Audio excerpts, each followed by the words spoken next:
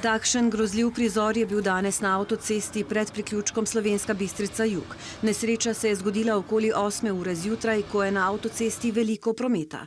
Vozniki in domačini so pretreseni. Stanujem v bloku ob avtocesti in sem slišal, kot da bi avion tako nizko šel, ker je mogel cisterna drseti po avtocesti in je proizvajala ta zvok. Takoj sem stopil na balkon in videl, da se je začelo kaditi.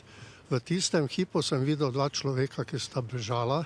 Tako je tudi on klical na pomoč. Voznik cisterne in sopotnik v kombiju sta poškodovana, voznik kombija pa je žal umrl na kraju nesreče. Slovensko-bistriški gasilci so na kraj prispeli zelo hitro, v 3 do 4 minutah.